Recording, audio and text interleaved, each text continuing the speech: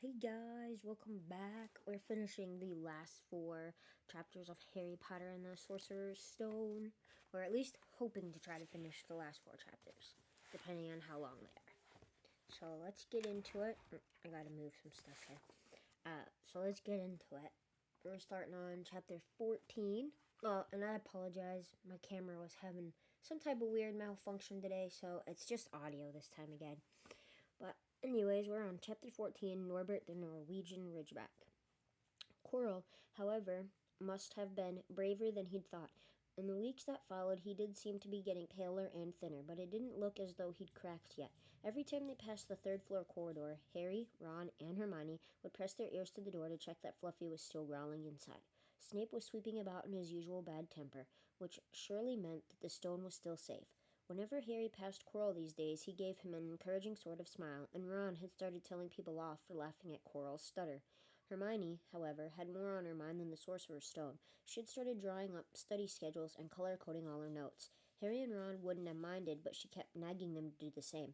Hermione, the exams are ages away. 10 weeks, Hermione snapped. That's not ages. That's like a second to Nicholas Flamel. But we're not 600 years old, Ron reminded her. Anyway, what are you studying for? You already know it all. What am I studying for? Are you crazy? You realize we need to pass these exams to get into the second year. They're very important. I should have started studying a month ago. I don't know what's gotten into me. Unfortunately, the teachers seemed to be thinking along the same lines as Hermione. They piled so much homework on them that the Easter holidays weren't nearly as much fun as the Christmas ones. It was hard to relax with Hermione next to you, reciting the 12 uses of dragon's blood or practicing wand movements.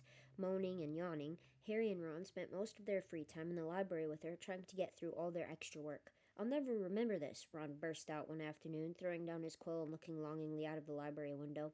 It was the first really fine day they'd had in months. The sky was clear, forget-me-not blue, and there was a feeling in the air of summer coming. Harry, who was looking up Dittany in 1,000 Magical Herbs and Fungi, didn't look up until he heard Ron say, "Hagrid, what are you doing in the library?" Hagrid shuffled into view, hiding something behind his back. He looked very out of place in his moleskin overcoat.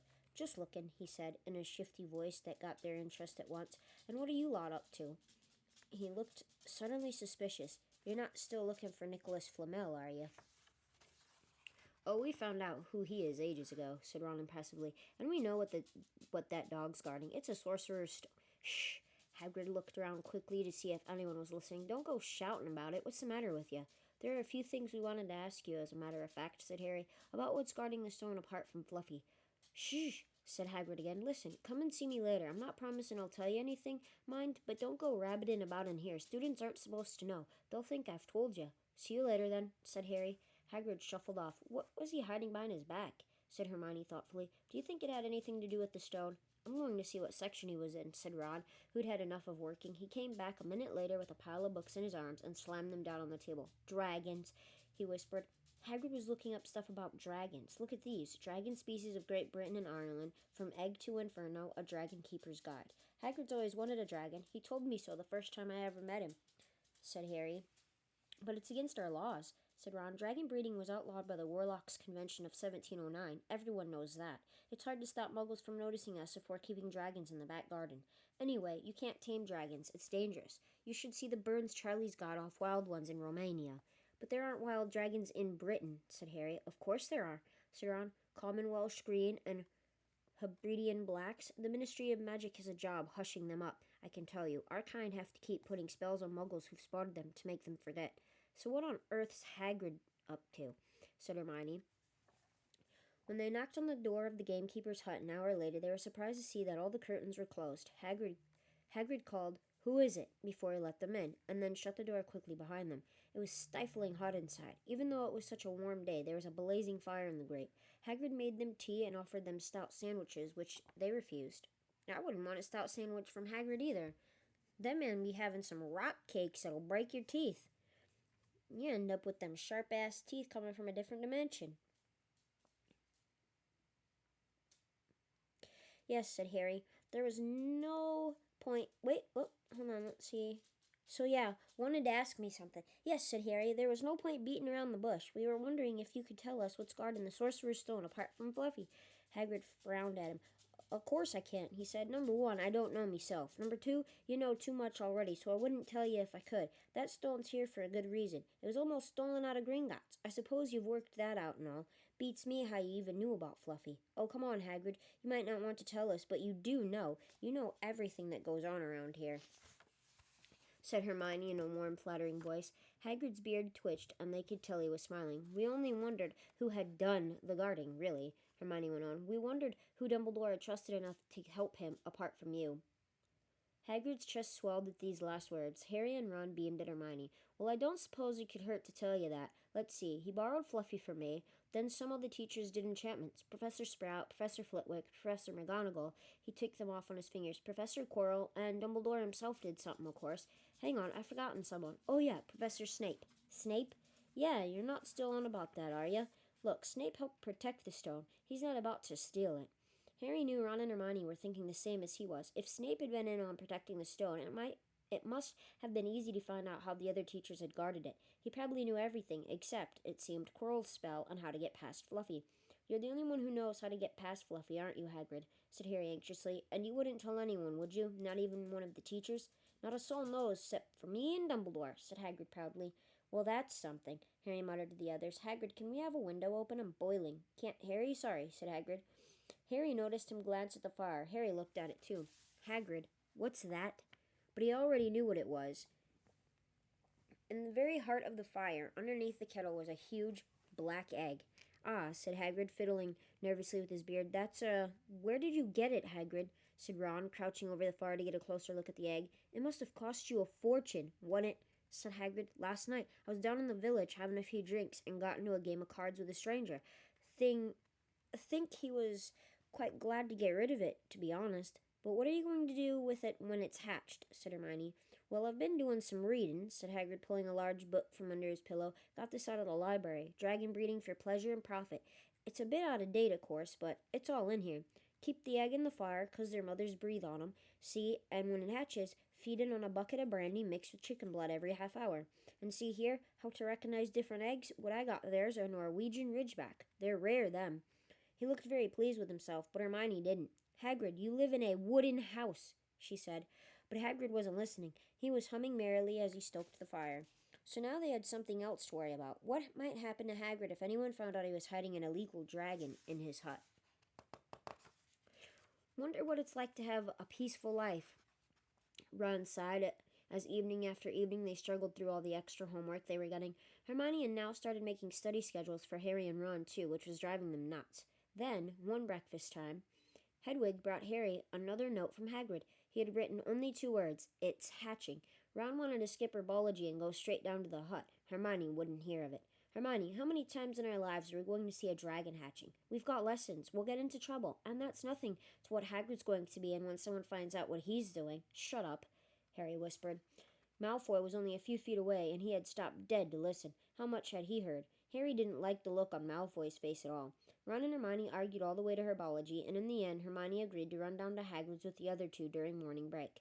When the bell sounded from the castle at the end of their lesson, the 3 of them dropped their trowels at once and hurried through the grounds to the edge of the forest. Hagrid greeted them, looking flushed and excited. "It's nearly out," he ushered them inside.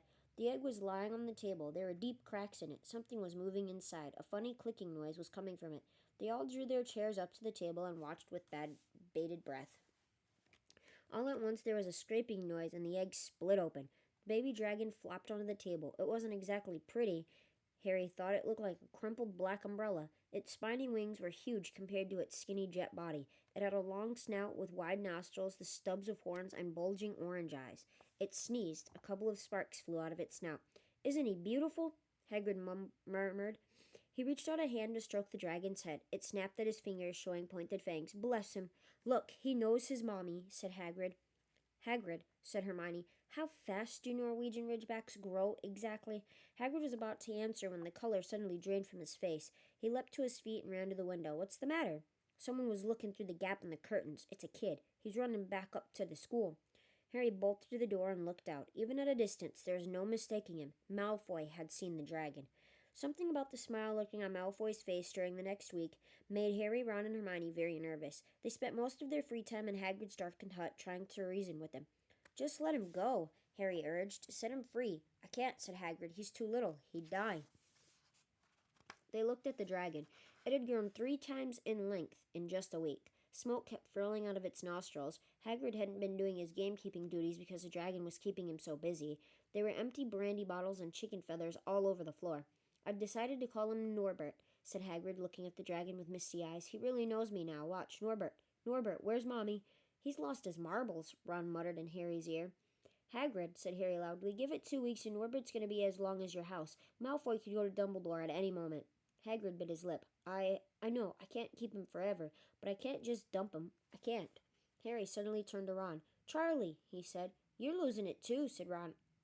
"I'm Ron, remember?" "No, Charlie. Your brother, Charlie, in Romania, studying dragons? We could send Norbert to him. Charlie can take care of him and then put him back in the wild." "Brilliant," said Ron. "How about it, Hagrid?" And in the end, Hagrid agreed that they could send an owl to Charlie to ask him. First of all, why is Hagrid calling himself Mommy when he's a man? Wouldn't it be Daddy? But okay.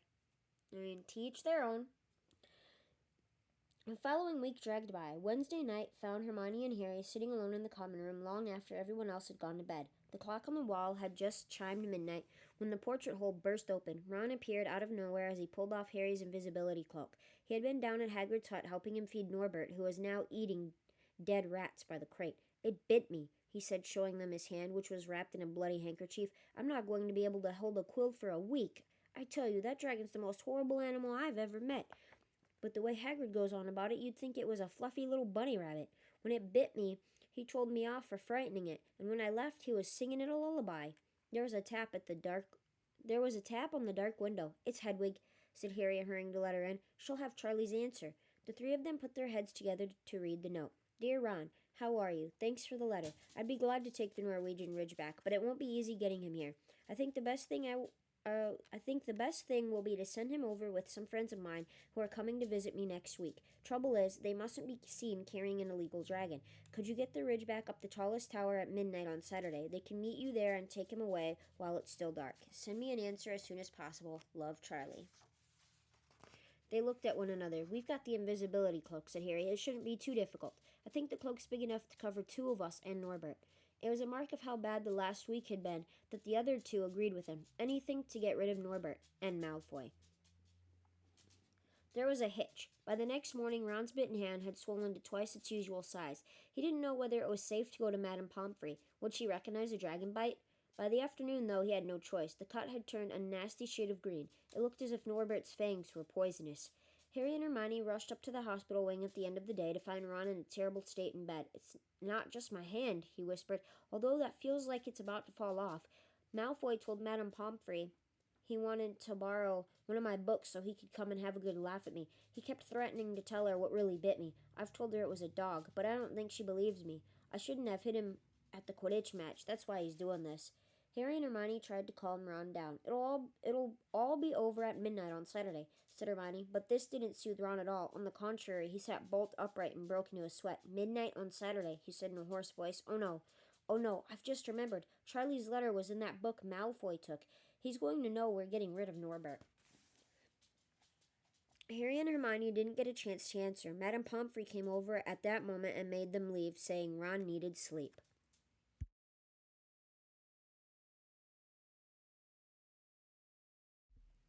"It's too late to change the plan now," Harry told Hermione. "We haven't got time to send Charlie another owl, and this could be our only chance to get rid of Norbert. We'll have to risk it, and we have got the invisibility cloak. Malfoy doesn't know about that." They found Fang the boarhound sitting outside with a bandaged tail when they went to tell Hagrid, who opened a window to talk to them. "I won't let you in," he puffed. "Norbert's at a tricky stage, nothing I can't handle." When they told him about Charlie's letter, his eyes filled with tears, although that might have been because Norbert had just bitten him on the leg. "Ah, it's all right. He only got my boot. Just playing. He's only a baby after all." The baby banged its tail on the wall, making the windows rattle. Harry and Hermione walked back to the castle, feeling Saturday couldn't come quickly enough. They would have felt sorry for Hagrid when the time came for him to say goodbye to Norbert if they hadn't been so worried about what they had to do. It was a very dark, cloudy night, and they were a bit late arriving at Hagrid's hut because they'd had to wait for Peeves to get out of their way in the entrance hall, where he'd been playing tennis against the wall. Hagrid had Norbert packed and ready in a large crate. "He's got lots of rats and some brandy for the journey," said Hagrid in a muffled voice, "and I've packed his teddy bear in case he gets lonely." From inside the crate came ripping noises. It sounded to Harry as though the teddy was having his head torn off. "Bye-bye, Norbert," Hagrid sobbed as Harry and Hermione covered the crate with the invisibility cloak and stepped underneath it themselves. "Mommy will never forget you." How they managed to get the crate back up to the castle, they never knew. Midnight ticked nearer as they heaved Norbert up the marble staircase in the entrance hall and along the dark corridors, up another staircase, then another. Even one of Harry's shortcuts didn't make the work much easier. "Nearly there," Harry panted as they reached the corridor beneath the tallest tower. Then a sudden movement ahead of them made them almost drop the crate. Forgetting that they were already invisible, they shrank into the shadows, staring at the dark outlines of two people grappling with each other 10 feet away. A lamp flared.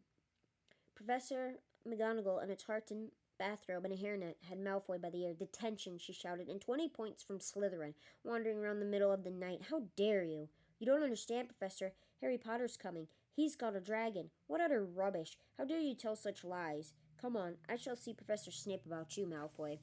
The steep spiral staircase up to the top of the tower seemed the easiest thing in the world after that. Not until they'd stepped out into the cold air did they drop off the cloak, and glad to be able to breathe properly again. Hermione did a sort of jig. "Malfoy's got detention. I could sing." "Don't," Harry advised her. Chuckling about Malfoy, they waited, Norbert thrashing about in his crate. About 10 minutes later, 4 broomsticks came swooping down out of the darkness. Charlie's friends were a cheery lot. They showed Harry and Hermione the harness they'd rigged up, so they could suspend Norbert between them. They all helped buckle Norbert safely into it. And then Harry and Hermione shook hands with the others and thanked them very much.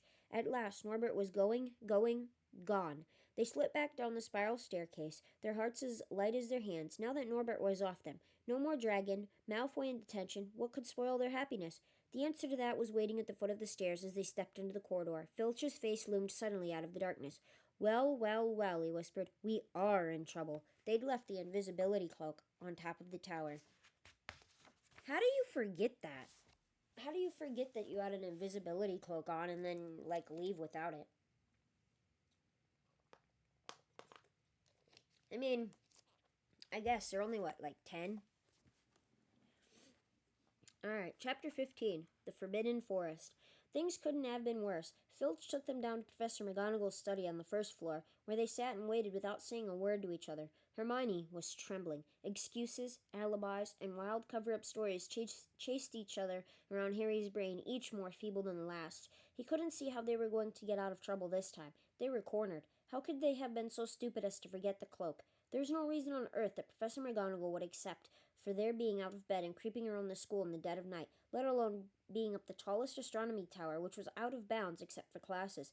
Add Norbert and the invisibility cloak, and they might as well be packing their bags already. Had Harry thought that things couldn't have been worse, he was wrong. When Professor McGonagall appeared, she was leading Neville. "Harry," Neville burst out the moment he saw the other two, "I was trying to find you to warn you. I heard Malfoy saying he was going to catch you. He said you had a drag." Harry shook his head violently to shut Neville up, but Professor McGonagall had seen. She looked more likely to breathe fire than Norbert as she towered over the three of them. "I would never have believed it of any of you. Mr. Filch says you are up in the astronomy tower. It's 1 o'clock in the morning. Explain yourselves." It was the first time Hermione had ever failed to answer a teacher's question. She was staring at her slippers as still as a statue. "I think I've got a good idea of what's going on," said Professor McGonagall. "It doesn't take a genius to work it out. You fed Draco Malfoy some cock and bull story about a dragon, trying to get him out of bed and into trouble. I've already caught him. I suppose you think it's funny that Longbottom here heard the story and believed it too." Harry caught Neville's eye and tried to tell him without words that this wasn't true, because Neville was looking stunned and hurt. Poor, blundering Neville. Harry knew what it must have cost him to try and find them in the dark, to warn them. "I'm disgusted," said Professor McGonagall. 4 students out of bed in one night. I've never heard of such a thing before. You, Miss Granger, I thought you had more sense. As for you, Mr. Potter, I thought Gryffindor meant more to you than this. All 3 of you will receive detentions. Yes, you too, Mr. Longbottom. Nothing gives you the right to walk around school at night, especially these days. It's very dangerous, and 50 points will be taken from Gryffindor." 50, gasped Harry. They would lose the lead. The lead he'd won in the last Quidditch match. 50 points each, said Professor McGonagall, breathing heavily through her long pointed nose. "Professor, please." "You can't. Don't tell me what I can and can't do, Potter. Now get back to bed, all of you. I've never been more ashamed of Gryffindor students. 150 points lost. That put Gryffindor in last place. In one night, they'd ruin any chance Gryffindor had had for the House Cup. Harry felt as though the bottom had dropped out of his stomach. How could they ever make up for this? Harry didn't sleep all night. He could hear Neville sobbing into his pillow for what seemed like hours. Harry couldn't think of anything to say to comfort him. He knew Neville, like himself, was dreading the dawn. What would happen when the rest of Gryffindor found out what they'd done? At first, Gryffindors passing the giant hourglasses that recorded the house points the next day thought there'd been a mistake. How could they suddenly have 150 points fewer than yesterday? And then the story started to spread. Harry Potter, the famous Harry Potter, their hero of 2 Quidditch matches, had lost them all those points, him and a couple of other stupid first years. From being one of the most popular and admired people at the school, Harry was subtly the most hated. Even Ravenclaws and Hufflepuffs turned on him, because everyone had been longing to see Slytherin lose the House Cup. Everywhere Harry went, people pointed and didn't trouble to lower their voices as they insulted him. Slytherins, on the other hand, clapped as he walked past them, whistling and cheering. "Thanks, Potter. We owe you one." Only Ron stood by him. "They'll all forget this in a few weeks. Fred and George have lost loads of points in all the time they've been here, and people still like them." "They've never lost 150 points in one go, though, have they?" said Harry miserably. "Well, no," Ron admitted. It was a bit late to repair the damage, but Harry swore to himself not to meddle in things that weren't his business from now on. He had it with sneaking around and spying. He felt so ashamed of himself that he went to Wood and offered to resign from the Quidditch team. "Resign?" Wood thundered. "What good'll that do? How are we going to get any points back if we can't win at Quidditch?" But even Quidditch had lost its fun. The rest of the team wouldn't speak to Harry during practice, and if they had to speak about him, they called him the Seeker. Hermione and Neville were suffering too. They didn't have as bad a time as Harry because they weren't as well known, but nobody would speak to them either. Hermione had stopped drawing attention to herself in class, keeping her head down and working in silence. Harry was almost glad that the exams weren't far away. All the studying he had to do kept his mind off his misery. He, Ron, and Hermione kept to themselves, working late into the night, trying to remember the ingredients in complicated potions, learn charms and spells by heart, memorize the dates of magical discoveries and goblin rebellions. Then, about a week before the exams were due to start, Harry's new resolution not to interfere in anything that didn't concern him was put to an unexpected test. Walking back from the library on his own one afternoon, he heard somebody whimpering from the classroom up ahead. As he drew closer, he heard Quirrell's voice. "No, no, not again. Please." It sounded as though someone was threatening him. Harry moved closer. All right, he heard Quirrell sob. Next second, Quirrell came hurrying out of the classroom, straightening his turban. He was pale and looked as though he was about to cry. He strode out of sight. Harry didn't think Quirrell had even noticed him. He waited until Quirrell's footsteps had disappeared, then peered into the classroom. It was empty, but a door stood ajar at the other end. Harry was halfway toward it before he remembered what he'd promised himself about not meddling. All the same, he'd have gambled 12 Sorcerer's Stones that Snape had just left the room, and from what Harry had just heard, Snape would be walking with a new spring in his step. Quirrell seemed to have given in at last. Harry went back to the library where Hermione was testing Ron on astronomy. Harry told them what he'd heard. "Snape's done it, then," said Ron. "If Quirrell's told him how to break his anti-dark force spell." "They're still Fluffy, though," said Hermione. "Maybe Snape's found out how to get past him without asking Hagrid," said Ron, looking up at the thousands of books surrounding them. "I bet there's a book somewhere in here telling you how to get past a giant three-headed dog. So what do we do, Harry?" The light of adventure was kindling again in Ron's eyes, but Hermione answered before Harry could. "Go to Dumbledore. That's what we should have done ages ago. If we try anything ourselves, we'll be thrown out for sure." "But we've got no proof," said Harry. "Quirrell's too scared to back us up. Snape's only got to say he doesn't know how the troll got in at Halloween, and then he was nowhere near the 3rd floor. Who do you think they'll believe, him or us? It's not exactly a secret. We hate him. Dumbledore'll think we made it up to get him sacked. Filch wouldn't help us if his life depended on it. He's too friendly with Snape, and the more students get thrown out, the better, he'll think. And don't forget, we're not supposed to know about the stone or Fluffy. That'll take a lot of explaining." Hermione looked convinced, but Ron didn't. "If we just do a bit of poking around." "No," said Harry flatly. "We've done enough poking around." He pulled the map of Jupiter toward him and started to learn the names of its moons. The following morning, notes were delivered to Harry, Ron, and Neville at the breakfast table. They were all the same. "Your detention will take place at 11 o'clock tonight. Meet Mr. Filch in the entrance hall. Professor M. McGonagall." So, if students aren't supposed to be out of bed past hours, why did they have detention at 11 p.m.?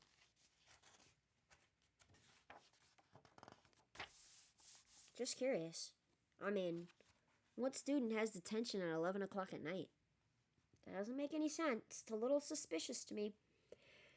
Harry had forgotten they still had detentions to do on the fur over the points they'd lost. He half expected Hermione to complain that this was a whole night of studying lost, but she didn't say a word. Like Harry, she felt they deserved what they'd got. At 11 o'clock that night, they said goodbye to Ron in the common room and went down to the entrance hall with Neville. Filch was already there, and so was Malfoy. Harry had almost forgotten that Malfoy had gotten detention too. "Follow me," said Filch, lighting a lamp and leading them outside. "I bet you'll think twice about breaking a school rule again, won't you, eh?" he said, leering at them. "Oh, yes, hard work and pain are the best teachers, if you ask me. It's just a pity they let the old punishments die out. Hang you by your wrists from the ceilings for a few days. I've got the chains still in my office. Keep 'em well oiled in case they're ever needed. Right, off we go.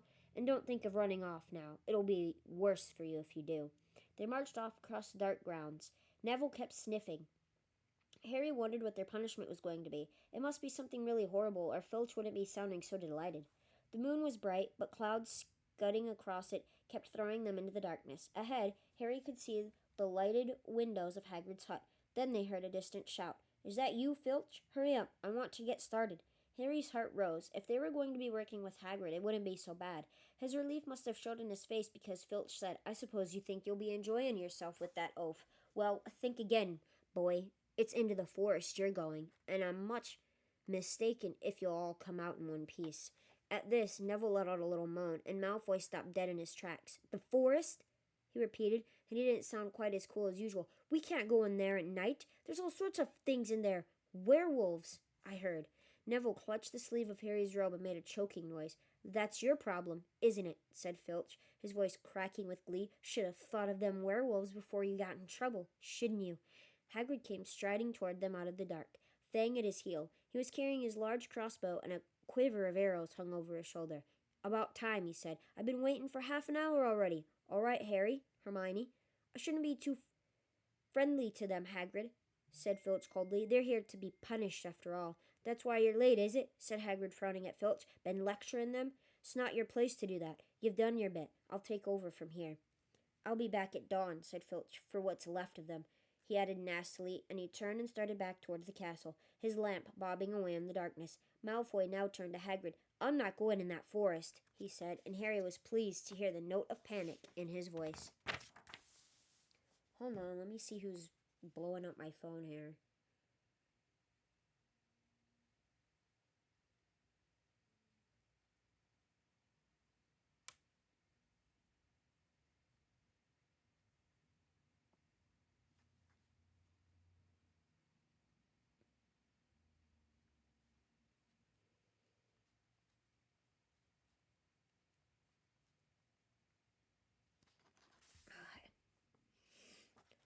All right. Yeah, you are, if you want to stay at Hogwarts," said Hagrid fiercely. "You've done wrong, and now you've got to pay for it." "But this is servant stuff. It's not for students to do. I thought we'd be copying lines or something. If my father knew I was doing this, he'd tell you that's how it is at Hogwarts," Hagrid growled. "Copying lines? What good's that to anyone? You'll do something useful, or you'll get out. If you think your father'd rather you be expelled, then get back off to the castle and pack. Go on." Malfoy didn't move. He looked at Hagrid furiously, but then dropped his gaze. "Right then," said Hagrid. "Now listen carefully, 'cause it's dangerous what we're going to do tonight, and I don't want no one taking risks. Follow me over here a moment." He led them to the very edge of the forest. Holding his lamp up high, he pointed down a narrow, winding earth track that disappeared into the thick, black trees, a light breeze lifting their hair as they looked into the forest.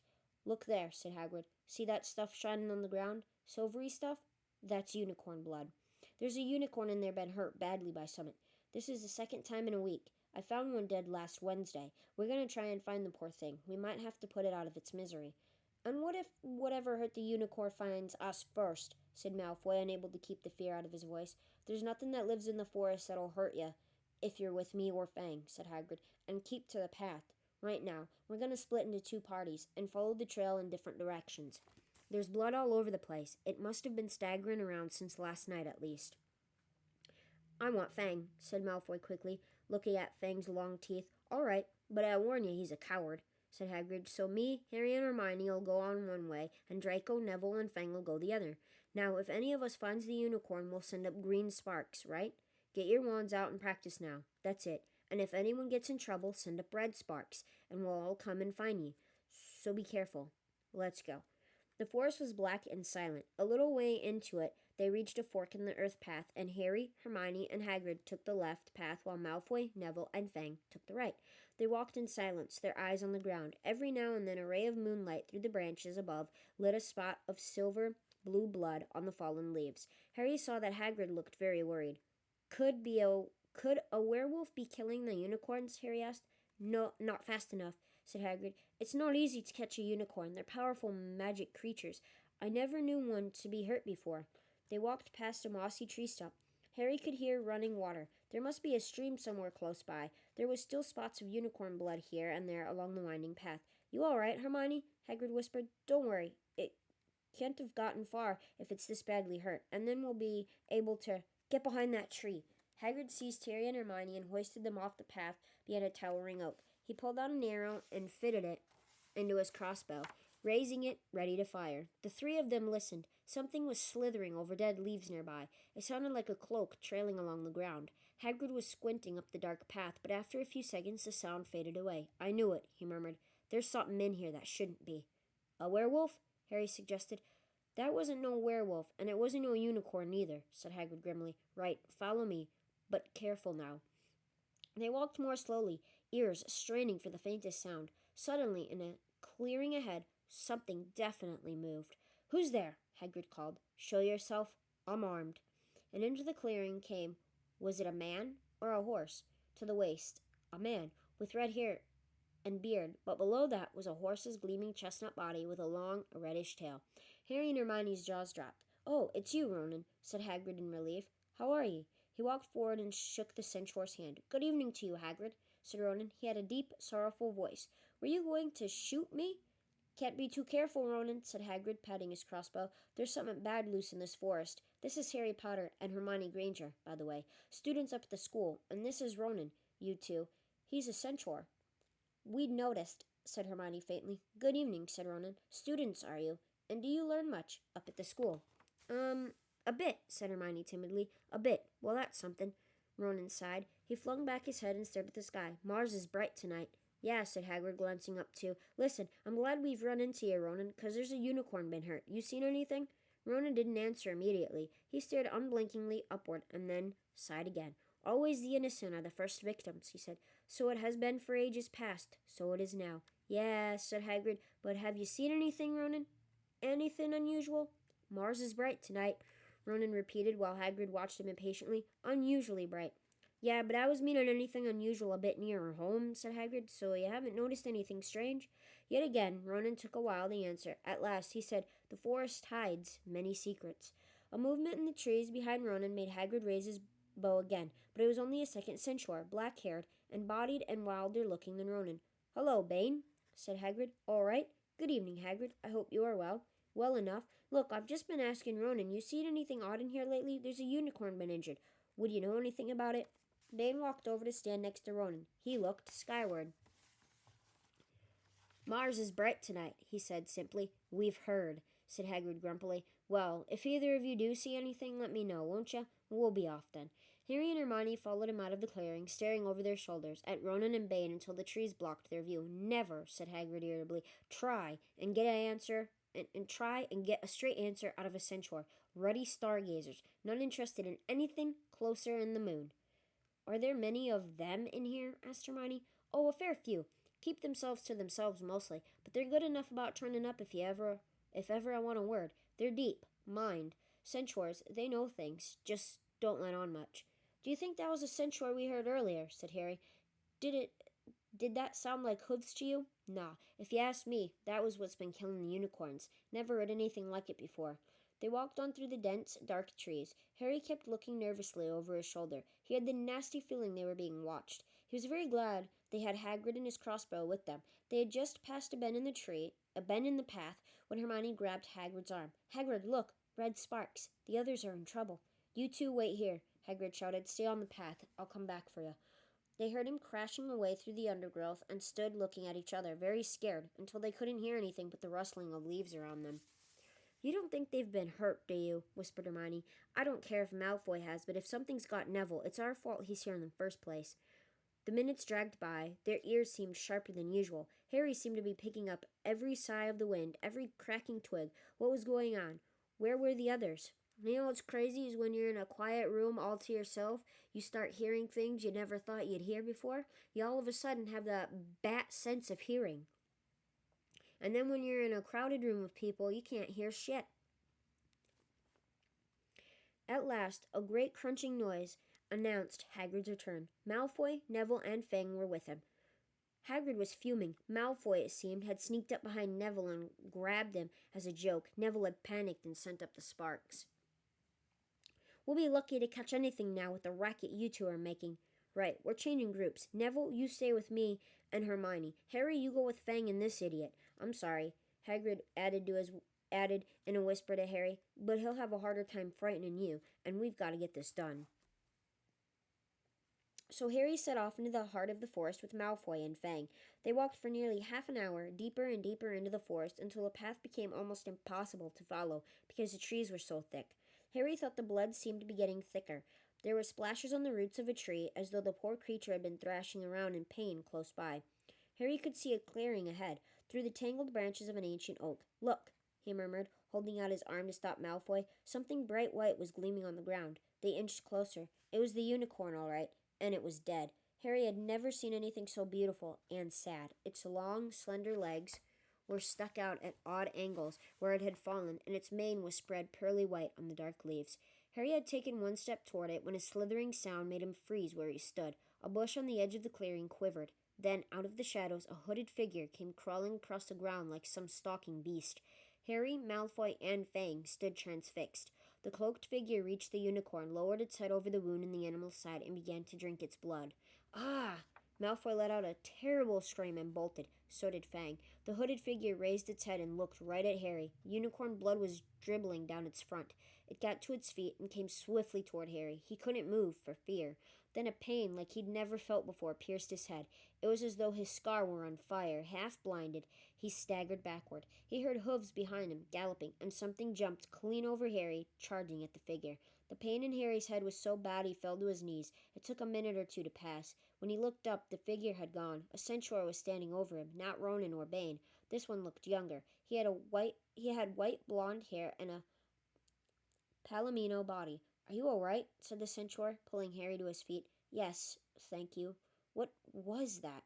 The centaur didn't answer. He had astonishingly blue eyes, like pale sapphires. He looked carefully at Harry, his eyes lingering on the scar that stood out, livid, on Harry's forehead. "You are the Potter boy," he said. "You had better get back to Hagrid. The forest is not safe at this time, especially for you. Can you ride? It will be quicker this way." "My name is Firenze," he added, as he lowered himself onto his front legs so that Harry could clamber onto his back. There was suddenly a sound of more galloping from the other side of the clearing. Ronan and Bane came bursting through the trees, their flanks heaving and sweaty. "Firenze," Bane thundered, "what are you doing? You have a human on your back. Have you no shame? Are you a common mule? Do you realize who this is?" said Firenze. "This is the Potter boy. The quicker he leaves this forest, the better." "What have you been telling him?" growled Bane. "Remember, Firenze, we are sworn not to set ourselves against the heavens. Have we not read what is to come in the movements of the planets?" Ronan pawed the ground nervously. "I'm sure Firenze thought he was acting for the best," he said in a gloomy voice. Bane kicked his back legs in anger. "For the best? What is that to do with us? Centaurs are concerned with what has been foretold. It is not our business to run around like donkeys after stray humans in our forest." Firenze suddenly reared on his hind legs in anger so that Harry had to grab his shoulders to stay on. "Do you not see that unicorn?" Firenze bellowed at Bane. "Do you not understand why it was killed? Or have the planets not let you in on that secret? I set myself against what is lurking in this forest, Bane. Yes, with humans alongside me, if I must." And Firenze whisked away, with Harry clutching on as best he could. They plunged off into the trees, leaving Ronan and Bane behind them. Harry didn't have a clue what was going on. "Why is Bane so angry?" he asked. "What was that thing you saved me from, anyway?" Firenze slowed to a walk, warned Harry to keep his head bowed in case of low-hanging branches, but did not answer Harry's question. They made their way through the trees in silence for so long that Harry thought Firenze didn't want to talk to him anymore. They were passing through a particularly dense patch of trees, however, when Firenze suddenly stopped. "Harry Potter," Do you know what unicorn blood is used for?" "No," said Harry, startled by the odd question. "We've only used the horn and tail hair in potions." "That is because it is a monstrous thing to slay a unicorn," said Firenze. "Only one who has nothing to lose and everything to gain would commit such a crime. The blood of a unicorn will keep you alive, even if you are an inch from death, but at a terrible price. You have slain something pure and defenseless to save yourself, and you will have but a half-life, a cursed life, from the moment the blood touches your lips." Harry stared at the back of Firenze's head, which was dappled silver in the moonlight. "But who'd be that desperate?" he wondered aloud. "If you're going to be cursed forever, death's better, isn't it?" "It is," Firenze agreed, "unless all you need is to stay alive long enough to drink something else. Something that will bring you back to full strength and power. Something that will mean you can never die. Mr. Potter, do you know what is hidden in the school at this very moment?" "The Sorcerer's Stone." "Of course. The elixir of life. But I don't understand who. Can you think of nobody who has waited many years to return to power, who has clung to life, awaiting their chance?" It was as though an iron fist had clenched suddenly around Harry's heart. Over the rustling of the trees he seemed to hear once more what Hagrid had told him on the night they had met. Some say he died. Codswallop, in my opinion. Dunno if he had enough human left in him to die." "Do you mean," Harry croaked, "that was Harry. Harry, are you all right?" Hermione was running toward them down the path, Hagrid puffing along behind her. "I'm fine," said Harry, hardly knowing what he was saying. "The unicorn's dead, Hagrid. It's in that clearing back there." "This is where I leave you," Firenze murmured as Hagrid hurried off to examine the unicorn. "You are safe now." Harry slid off his back. "Good luck, Harry Potter," said Firenze. "The planets have been read wrongly before now, even by censors. I hope this is one of those times." He turned and cantered back into the depths of the forest, leaving Harry shivering behind him.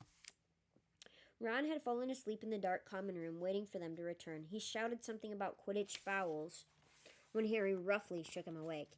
In a matter of seconds, though, he was wide-eyed as Harry began to tell him and Hermione what had happened in the forest.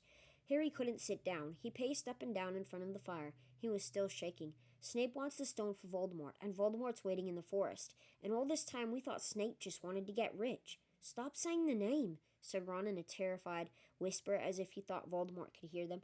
Harry wasn't listening. "Firenze saved me, but he shouldn't have done so." Bane was furious. "He was talking about interfering with what the planets say is going to happen. They must show that Voldemort's coming back. Bane thinks Firenze should have let Voldemort kill me. I suppose it's written in the stars as well." "Will you stop saying the name?" Ron hissed. "So all I've got to wait for now is Snape to steal the stone," Harry went on feverishly. "Then Voldemort will be able to come and finish me off. Well, I suppose Bane will be happy." Hermione looked very frightened, but she had a word of comfort. "Harry, everyone says Dumbledore's the only one you-know-who was ever afraid of. With Dumbledore around, you-know-who won't touch you. Anyway, who says the centaurs are right? It sounds like fortune-telling to me, and Professor McGonagall says that's a very imprecise branch of magic." The sky had turned light before they stopped talking. They went to bed exhausted, their throats sore, but the night's surprises weren't over. When Harry pulled back his sheets, he found his invisibility cloak folded neatly underneath them. There was a note pinned to it, just in case. "You know who gave him that cloak, right? My suspicions are Dumbledore, because Dumbledore's the only one that would have known any of that stuff. And why else would Dumbledore be having him walk around the freaking castle at night? I'm just saying. Dumbledore's using Harry. Has to be. Definitely has to be. That's my suspicions."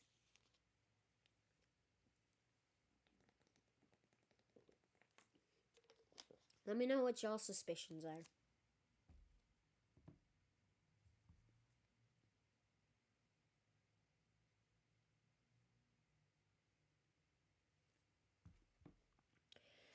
Okay, so I was drinking some water. Chapter 16, Through the Trapdoor. In years to come, Harry would never quite remember how he had managed to get through his exams when he half expected Voldemort to come bursting through the door at any moment. Yet the days crept by, and there could be no doubt that Fluffy was still alive and well behind the locked door. It was sweltering hot, especially in the large classroom where they did their written papers. They had been given special new quills for the exams, which had been bewitched with an anti-cheating spell. They had practical charms as well. they had practical exams as well. Professor Flitwick called them one by one into his class to see if they could make a pineapple tap dance across a desk. Professor McGonagall watched them turn a mouse into a snuff box. Points were given for how pretty the snuff box was, but taken away if it had whiskers. Snape made them all nervous, breathing down their necks while they tried to remember how to make a forgetfulness potion. Harry did the best he could, trying to ignore the stabbing pains in his forehead, which had been bothering him ever since his trip into the forest. Neville thought Harry had a bad case of exam nerves because Harry couldn't sleep, but the truth was that Harry kept being woken by his old nightmare, except that it was now worse than ever because there was a hooded figure dripping blood in it. Maybe it was because they hadn't seen what Harry had seen in the forest, or because they didn't have scars burning on their foreheads, but Ron and Hermione didn't seem as worried about the stone as Harry. The idea of Voldemort certainly scared them, but he didn't keep visiting them he didn't keep visiting them in dreams, and they were so busy with their studying they didn't have much time to fret about what Snape or anyone else might be up to. Their very last exam was History of Magic. 1 hour of answering questions about batty old wizards who'd invented self-stirring cauldrons, and they'd be free for a whole wonderful week until their exam results came in. When the ghost of Professor Binns told them to put down their quills and roll up their parchment, Harry couldn't help cheering with the rest. "That was far easier than I thought it would be," said Hermione as they joined the crowds flocking out onto the sunny grounds. "I needn't have learned about the 1637 Werewolf Code of Conduct or the uprising of Elfric the Eager." Hermione always liked to go through their exam papers afterward, but Ron said this made him feel ill, so they wandered down to the lake and flopped under a tree. The Weasley twins and Lee Jordan were tickling the tentacles of a giant squid, which was basking in the warm shallows. Who the is playing with squid? The hell? Tickling a squid? Is that even such a thing? Anyways, no more studying, Ron sighed happily, stretching out on the grass. "You could look more cheerful, Harry. We've got a week before we find out how badly we've done. There's no need to worry yet." Harry was rubbing his forehead. "I wish I knew what this means," he burst out angrily. "My scar keeps hurting. It's happened before, but never as often as this." "Go to Madame Pomfrey," Hermione suggested. "I'm not ill," said Harry. "I think it's a warning. It means danger's coming." Ron couldn't get worked up. It was too hot. "Harry, relax. Hermione's right. The stone's safe as long as Dumbledore's around. Anyway, we've never had any proof Snape found out how to get past Fluffy. He nearly had his leg ripped off once. He's not going to try again in a hurry, and Neville will play Quidditch for England before Hagrid lets Dumbledore down." Harry nodded, but he couldn't shake off a lurking feeling that there was something he'd forgotten to do, something important. When he tried to explain this, Hermione said, "That's just the exams. I woke up last night and was halfway through my transfiguration notes before I remembered we'd done that one." Harry was quite sure the unsettled feeling didn't have anything to do with work, though. He watched an owl flutter toward the school across the bright blue sky, a note clamped in its mouth.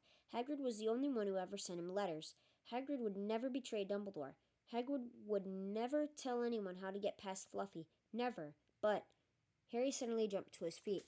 "Where are you going?" said Ron sleepily. "I've just thought of something," said Harry. He had turned white. "We've got to go and see Hagrid now." "Why?" panted Hermione, hurrying to keep up.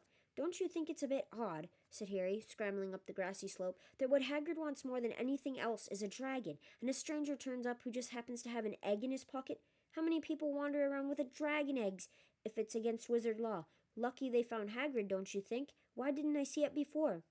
"What are you talking about?" said Ron, but Harry, sprinting across the grounds toward the forest, didn't answer. Hagrid was sitting in an armchair outside his house. His trousers and sleeves were rolled up, and he was shelling peas into a large bowl. "Hello," he said, smiling. "Finished your exams? Got time for a drink?" "Yes, please," said Ron, but Harry cut him off. "No, we're in a hurry. Hagrid, I've got to ask you something. You know that night you won Norbert. What did the stranger you were playing cards with look like?" "Dunno," said Hagrid casually. "He wouldn't take his cloak off." He saw the three of them look stunned and raised his eyebrows. "It's not that unusual. You get a lot of funny folk in the Hog's Head. That's the pub down in the village. Might have been a dragon dealer. Mightn't he? I never saw his face. He kept his hood up." Harry sank down next to the bowl of peas. "What did you talk to him about, Hagrid? Did you mention Hogwarts at all?" "Might have come up," said Hagrid, frowning as he tried to remember. "Yeah, he asked what I did, and I told him I was gamekeeper here.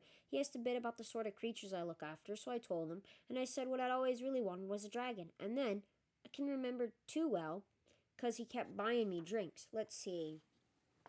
Yeah, then he said he had the dragon egg, and we could play cards for it if I wanted, but he had to be sure I could handle it. He didn't want it to go to any old home, so I told him, after Fluffy, a dragon would be easy. And did he seem interested in Fluffy? Harry asked, trying to keep his voice calm. Well, yeah. How many three-headed dogs do you meet even around Hogwarts? So I told him Fluffy's a piece of cake if you know how to calm him down. Just play him a bit of music and he'll go straight off to sleep. Hagrid suddenly looked horrified. I shouldn't told you that, he blurted out. Forget I said it. Hey, where are you going? Harry, Ron, and Hermione didn't speak to each other at all until they came to a halt in the entrance hall, which seemed very cold and gloomy after the grounds. We've got to go to Dumbledore, said Harry. Hagrid told that stranger how to get past Fluffy, and it was either Snape or Voldemort under that cloak. It must have been easy once he got Hagrid drunk. I just hope Dumbledore believes us. Firenze might back us up if Bane doesn't stop him. Where's Dumbledore's office? They looked around as if hoping to see a sign pointing them in the right direction. They had never been told where Dumbledore lived, nor did they know anyone who had been sent to see him. We'll just have to, Harry began, but a voice suddenly rang across the hall. What are you three doing inside? Is Professor McGonagall, carrying a large pile of books. We want to see Professor Dumbledore, said Hermione rather bravely. Harry and Ron thought, see Professor Dumbledore? Professor McGonagall repeated, as though this was a very fishy thing to want to do. Why? Harry swallowed.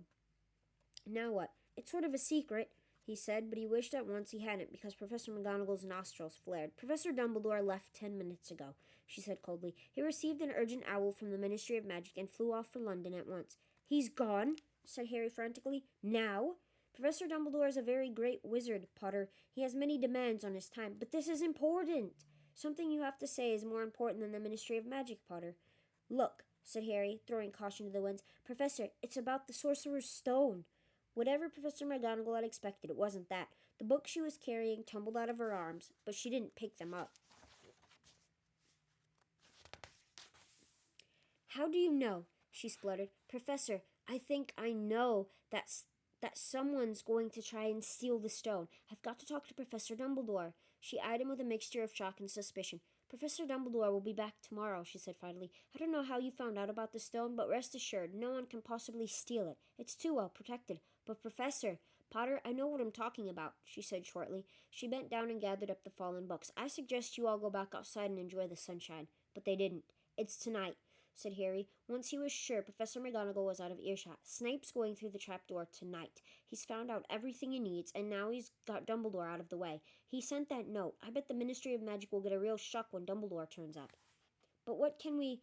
Hermione gasped. Harry and Ron wheeled around. Snape was standing there. Good afternoon, he said smoothly. They stared at him. You shouldn't be inside on a day like this, he said with an odd, twisted smile. We were... Harry began without any idea what he was going to say. You ought to be more careful, said Snape. Hanging around like this, people will think you're up to something. And Gryffindor really can't afford to lose any more points, can it? Harry flushed. They turned to go outside, but Snape called them back. Be warned, Potter. Any more nighttime wanderings, and I will personally make sure you are expelled. Good day to you. He strode off in the direction of the staff room. Out on the stone steps, Harry turned to the others. Right. Here's what we've got to do, he whispered urgently. One of us has got to keep an eye on Snape. Wait outside the staff room and follow him if he leaves. Hermione, you'd better do that. Why me? It's obvious, said Ron. You can pretend to be waiting for Professor Flitwick, you know. He put on a high voice. Oh, Professor Flitwick, I'm so worried. I think I got a question 14B wrong. Oh, shut up, said Hermione, but she agreed to go and watch out for Snape. And we better stay outside the third-floor corridor, Harry told Ron. Come on. But that part of the plan didn't work. No sooner had they reached the door separating Fluffy from the rest of the school than Professor McGonagall turned up again, and this time she lost her temper. I suppose you think you're harder to get past than a pack of enchantments, she stormed. Enough of this nonsense. If I hear you've come anywhere near here again, I'll take another 50 points from Gryffindor. Yes, Weasley, from my own house. Harry and Ron went back to the common room. Harry had just said, at least Hermione's on Snape's tail, when the portrait of the fat lady swung open and Hermione came in. I'm sorry, Harry, she wailed. Snape came out and asked me what I was doing, so I said I was waiting for Flitwick, and Snape went to get him, and I've only just got away. I don't know where Snape went. Well, that's it then, isn't it? Harry said. The other two stared at him. He was pale and his eyes were glittering. I'm going out of here tonight, and I'm going to try and get to the stone first. You're mad, said Ron. You can't, said Hermione. After what McGonagall and Snape have said, you'll be expelled. So what? Harry shouted. Don't you understand? If Snape gets hold of the stone, Voldemort's coming back. Haven't you heard what it was like when he was trying to take over? There weren't there won't be any Hogwarts to get expelled from. He'll flatten it, or turn it into a school for the dark arts. Losing points doesn't matter anymore, can't you see? Do you think he'll leave you and your families alone if Gryffindor wins the House Cup? If I get caught before I can get the stone, well, I'll have to go back to the Dursleys and wait for Voldemort to find me there. It's only dying a bit later than I would have, because I'm never going over to the dark side. I'm going through that trapdoor tonight, and nothing you two say is going to stop me. Voldemort killed my parents, remember? He glared at them. You're right, Harry, said Hermione in a small voice. I'll use the invisibility cloak, said Harry. It's just lucky I got it back. But will it cover all three of us? Said Ron. All three of us? Oh, come off it. You don't think we'd let you go alone? Of course not, said Hermione briskly. How do you think you'd get to the stone without us? I'd better go and look through my books. There might be something useful. But if we get caught, you two will be expelled too. Not if I can help it, said Hermione grimly. Flitwick told me a secret that I got 112% on his exam. They're not throwing me out after that. Or so she thinks. Just because you're the smartest one doesn't mean you're the most brilliant. Because sometimes being smart at things can still get you into trouble. Even though you're smart or a genius, still gets you into some trouble. After dinner, the three of them sat nervously apart in the common room. Nobody bothered them. None of the Gryffindors had anything to say to Harry anymore, after all. This was the first night he hadn't been upset by it. Hermione was skimming through all her notes, hoping to come across one of the enchantments they were about to try to break. Harry and Ron didn't talk much. Both of them were thinking about what they were about to do. Slowly, the room emptied as people drifted off to bed. Better get the cloak, Ron muttered, as Lee Jordan finally left, stretching and yawning. Harry ran upstairs to their dark dormitory. He pulled out the cloak, and then his eyes fell on the flute Hagrid had given him for Christmas. He pocketed it to use on Fluffy. He didn't feel much like singing. He ran back down to the common room. We'd better put the cloak on here and make sure it covers all three of us. If Filch spots one of our feet wandering along on its own... What are you doing? Said a voice from the corner of the room. Neville appeared from behind an armchair, clutching Trevor the Toad, who looked as though he'd been making another bid for freedom. Nothing, Neville, nothing, said Harry, hurriedly putting the cloak behind his back. Neville stared at their guilty faces. You're going out again, he said. No, said Hermione. No, we're not. Why don't you go to bed, Neville? Harry looked at the grandfather clock by the door. They couldn't afford to waste any more time. Snape might even now be playing Fluffy to sleep. You can't go out, said Neville. You'll be caught again. Gryffindor will be in even more trouble. You don't understand, said Harry. This is important. But Neville was clearly steeling himself to do something desperate. I won't let you do it, he said, hurrying to stand in front of the portrait hall. I'll fight you. Neville, Ron exploded. Get away from that hole and don't be an idiot. Don't you call me an idiot, said Neville. I don't think you should be breaking any more rules, and you were the one who told me to stand up to people. Yes, but not to us, said Ron in exasperation. Neville, you don't know what you're doing. He took a step forward, and Neville dropped Trevor the Toad, who leapt out of sight. Go on, then. Try and hit me, said Neville, raising his fist. I'm ready. Harry turned to Hermione. Do something, he said desperately. Hermione stepped forward. Neville, she said, I'm really, really sorry about this. She raised her wand. Petrificus totalis, she cried, pointing it at Neville. Neville's arms snapped to his sides. His legs sprang together, his whole body rigid. He swayed where he stood and then fell flat on his face, stiff as a board. Hermione ran to turn him over. Neville's jaws were jammed together so he couldn't speak. Only his eyes were moving, looking at them in horror. What have you done to him? Harry whispered. It's the full body bind, said Hermione miserably. Oh, Neville, I'm so sorry. We had to, Neville. No time to explain, said Harry. You'll understand later, Neville, said Ron as he stepped over him and pulled on the invisibility cloak. But leaving Neville lying motionless on the floor didn't feel like a very good omen. In their nervous state, every statue's shadow looked like Filch. Every distant breath of wind sounded like Peeves swooping down on them. At the foot of the first set of stairs, they spotted Mrs. Norris skulking near the top. Oh, let's kick her, just this once, Ron whispered in Harry's ear, but Harry shook his head. As they climbed carefully around her, Mrs.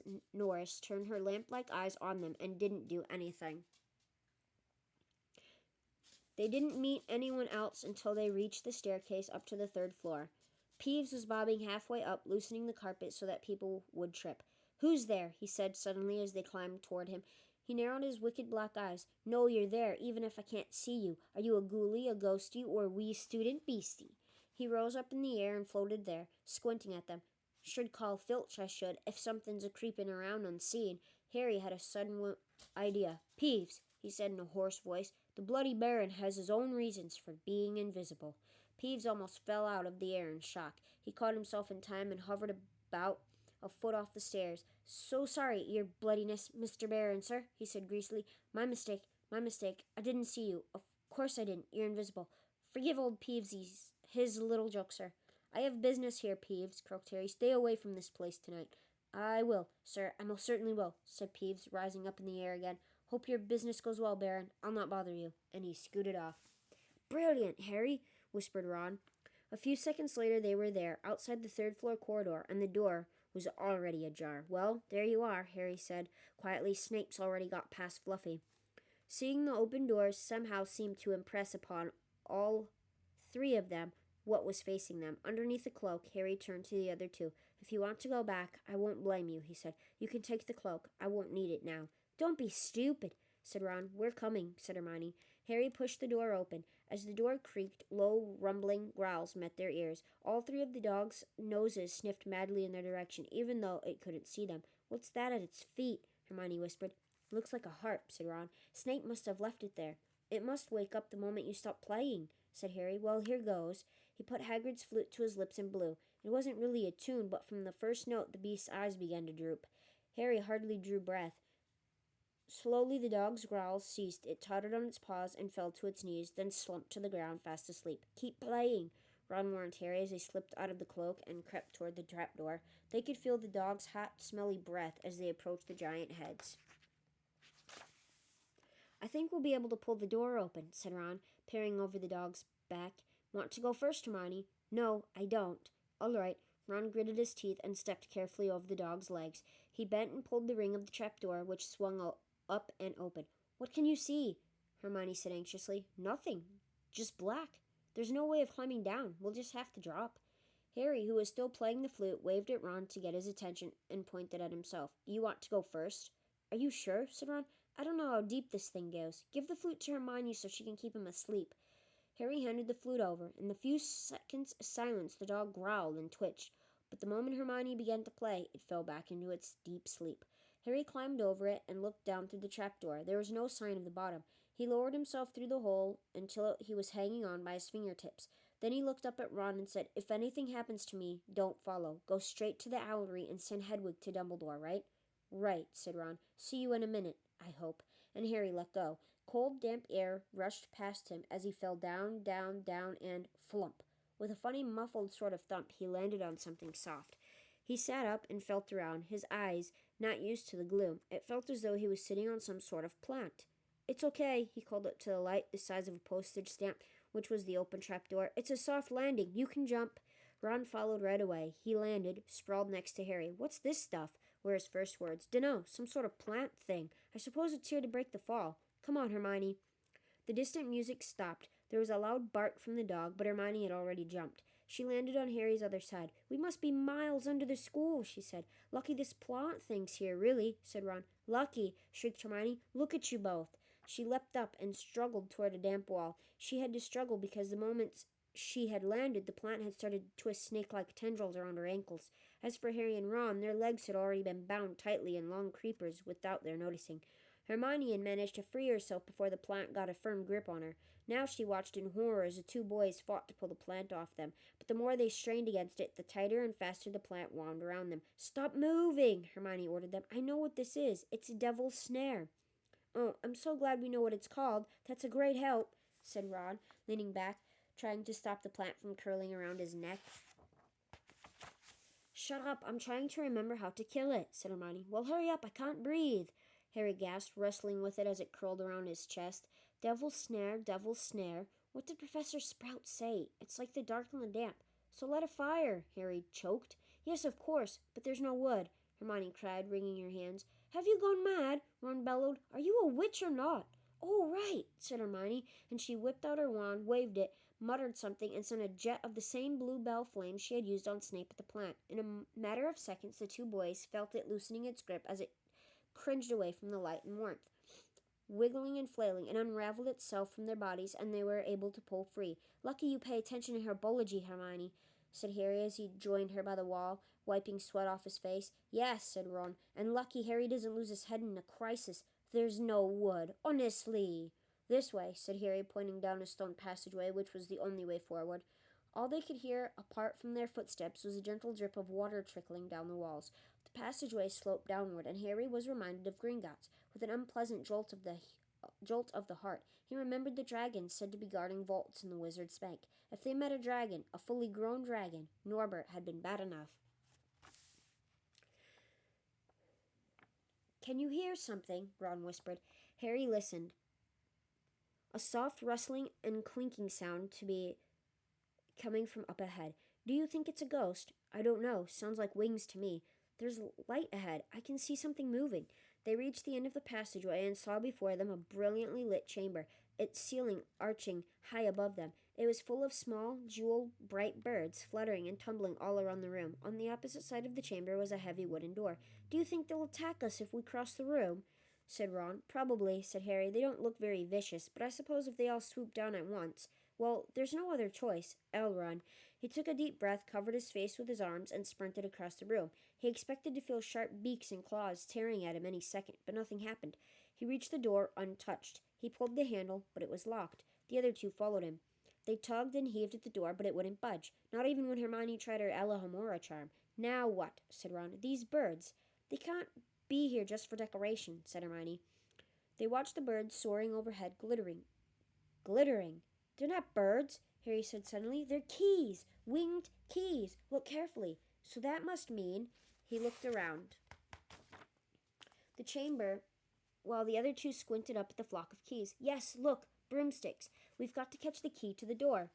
But there are hundreds of them. Ron examined the lock on the door. We're looking for a big old-fashioned one, probably silver, like the handle. They each seized a broomstick and kicked off into the air, soaring in the midst of the cloud of keys. They grabbed and snatched, but the bewitched keys darted and dived so quickly it was almost impossible to catch one. Not for nothing, though, was Harry the youngest seeker in a century. He had a knack for spotting things other people didn't. After a minute's weaving about through the whirl of rainbow feathers, he noticed a large silver key that had a bent wing, as if it had already been caught and stuffed roughly into the keyhole. That one, he called to the others. The big one, there. No, there, with bright blue wings. The feathers are all crumpled on one side. Ron went speeding in the direction that Harry was pointing, crashed into the ceiling, and nearly fell off his broom. We've got to close in on it, Harry called, not taking his eyes off the key with the damaged wing. Ron, you come at it from above. Hermione, stay below and stop it from going down. And I'll try and catch it. Right now. Ron dived, Hermione rocketed upward, the key dodged them both, and Harry streaked after it. It sped toward the wall. Harry leaned forward and with a nasty crunching noise pinned it against the stone with one hand. Ron and Hermione's cheers echoed around the high chamber. They landed quickly, and Harry ran to the door, the key struggling in his hand. He rammed it into the lock and turned. It worked. The moment the lock had clicked open, the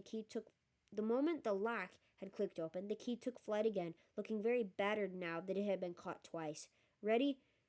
Harry asked the other two, his hand on the door handle. They nodded. He pulled the door open.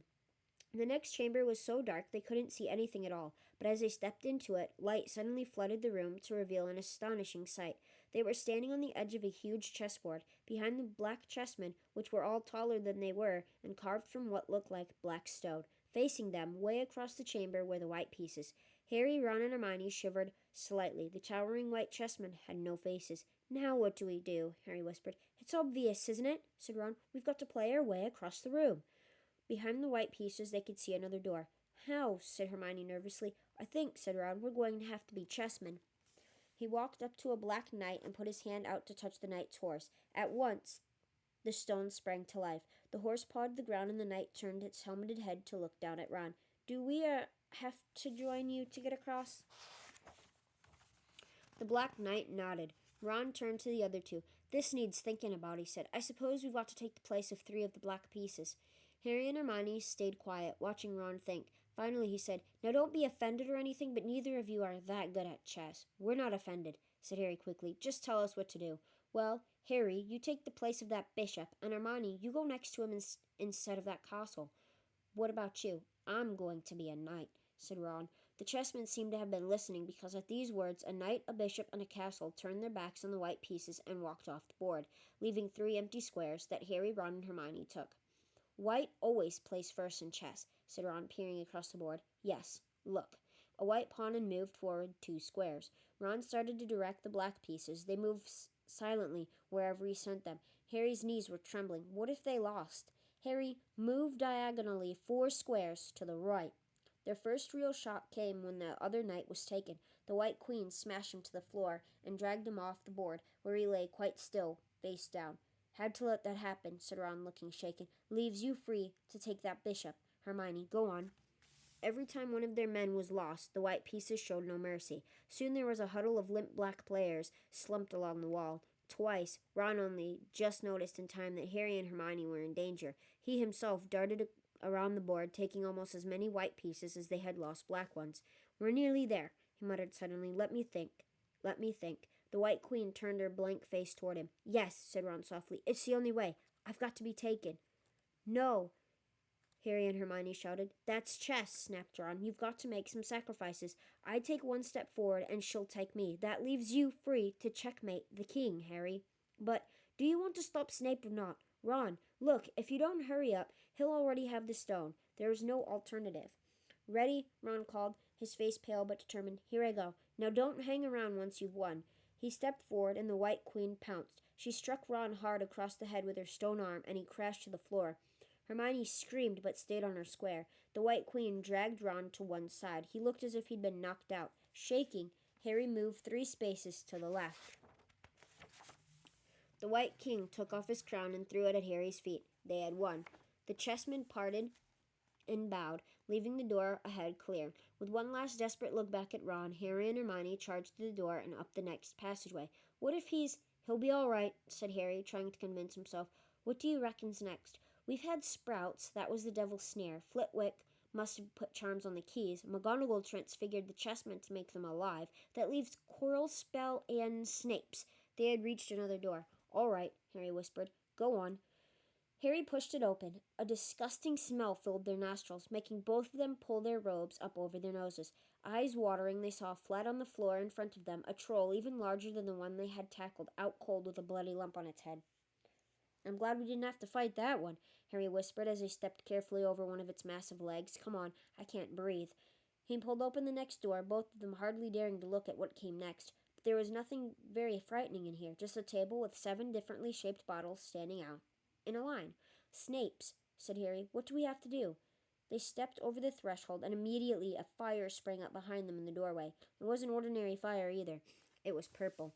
At the same instant, black flames shot up in the doorway, leading onward. They were trapped. Look! Hermione seized a roll of paper lying next to the bottles. Harry looked over her shoulder to read it. Danger lies before you, while safety lies behind. 2 of us will help you, whichever you would find. 1 among us 7 will let you move ahead. Another will transport the drinker back instead. 2 among our number hold only nettle wine. 3 of us are killers, waiting hidden in line. Choose, unless you wish to stay here forevermore. To help you in your choice, we give you these clues 4. First, however slyly the poison tries to hide, you will always find some on nettle wine's left side. Second, different are those who stand at neither end. But if you would move onward, neither is your friend. Third, as you see clearly, all are different size. Neither dwarf nor giant holds death in their insides. Fourth, the second left and the second on the right are twins once you taste them, though different at first sight. Hermione let out a great sigh, and Harry, amazed, saw that she was smiling, the very last thing he felt like doing. Brilliant, said Hermione. This isn't magic. It's logic, a puzzle. A lot of the greatest wizards haven't got an ounce of logic. They'd be stuck in here forever. But so will we, won't we? Of course not, said Hermione. Everything we need is here on this paper. 7 bottles, 3 are poison, 2 are wine. 1 will get us safely through the black fire, and 1 will get us back through the purple. But how do we know which one to drink? Give me a minute. Hermione read the paper several times. Then she walked up and down the line of bottles, muttering to herself and pointing at them. At last she clasped her hands. Got it, she said. The smallest bottle will get us through the black fire, toward the stone. Harry looked at the tiny bottle. There's only enough there for 1 of us, he said. That's hardly 1 swallow. They looked at each other. Which one will get you back through the purple flames? Hermione pointed at a round bottle at the right end of the line. You drink that, said Harry. No. Listen. Get back and get Ron. Grab brooms from the flying key room. They'll get you out of the trapdoor and past Fluffy. Go straight to the owlry and send Hedwig to Dumbledore. We need him. I might be able to hold Snape off for a while, but I'm no match for him, really. But Harry, what if you know who's with him? Well, I was lucky once, wasn't I? Said Harry, pointing at his scar. I might get lucky again. Hermione's lip trembled, and she suddenly dashed at Harry and threw her arms around him. Hermione! Harry, you're a great wizard, you know. I'm not as good as you, said Harry, very embarrassed as she let go of him. Me, said Hermione, books and cleverness. They're more important things, friendship and bravery and... Oh, Harry, be careful. You drink first, said Harry. You are sure which is which, aren't you? Positive, said Hermione. She took a long drink from the round bottle at the end and shuddered. It's not poison, said Harry anxiously. No, but it's like ice. Quick, go, before it wears off. Good luck. Take care. Go. Hermione turned and walked straight through the purple fire. Harry took a deep breath and picked up the smallest bottle. He turned to face the black flames. Now, if that was me, I would have forgot which one she said, and I would have been screwed. Just saying. Here I come, he said, and he drained the little bottle in one gulp.